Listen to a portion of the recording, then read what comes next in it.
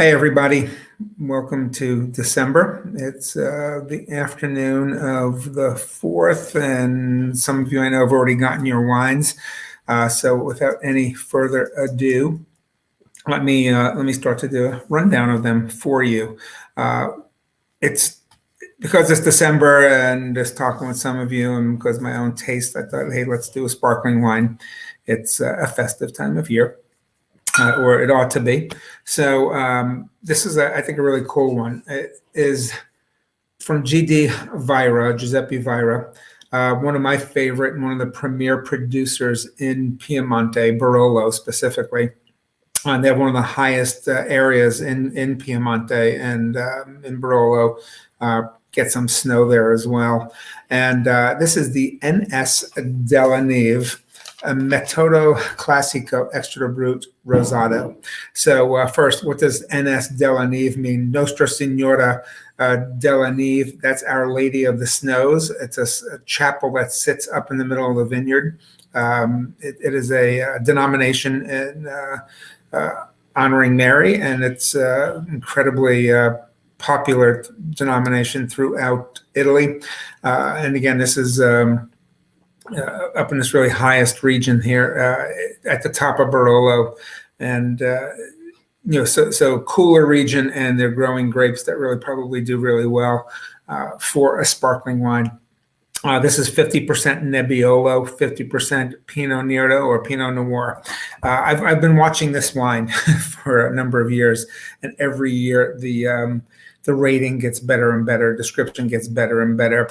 The Vajra family's been, and that's Vajra, but pronounced Vajra, has been farming this land since the 1880s. And they decided to really, an interesting family. It's been totally independent, family owned. They were the very first certified organic vineyard in the region in Piemonte 50 years ago, 1971. And they decided to make this sparkling wine based on some research. And the research has to do with Jefferson, Thomas Jefferson, when he was the ambassador to France in the 1780s, made frequent trips to Piemonte as a wine lover, but also he was trying to study rice growing and see if he could bring that back to the States. So loved Nebbiolo, and there was no such thing as Barolo at the time, Barbaresco. The grape Nebbiolo was grown, and he felt that it had this really great confluence of characteristics, and I believe that too.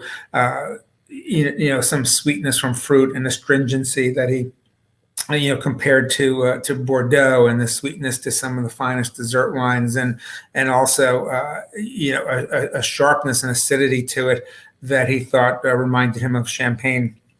Don't forget, the champagne then was different than what we know of the champagne today.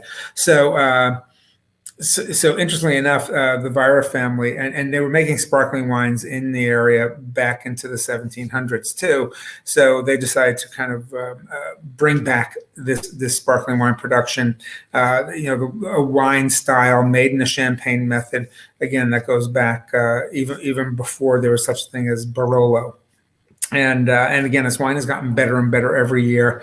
I grabbed it. You're not going to find it in a lot of places. That's what we typically do. It is a smaller production wine. Again, something that they've been experimenting with now for probably about, I don't know exactly how many years, but I've watched the ratings get higher and higher. It's a really good value. Great grapes, great wine making family. Excellent winery, and I think it's a really good sparkler for any time of year. Really does a great job, I think, cutting across all different courses in a meal too. It's something you can have as an aperitif, but really I think it carries through to other courses within your meal. And so this is going to be great with for cocktail party food. It'll be great with a multi-course holiday meal as well. Looks pretty, tastes great. Real berry structure, but also some really interesting flavors in there that you find in some of the better champagnes, like maybe some nuttiness and some bread, toastiness to it, even like a slight fennel characteristic, and those are great things. Again, it really helps with the food pairing aspect of it. It's again, well-made wine. I think this is something that that you will enjoy. Pretty cool label, and again, very, very versatile when it comes to food, and would look good on a holiday table. And also a wine that you're just not going to find everywhere else, and cheaper than champagne. So there you go. On to wine number 2. See you in a bit.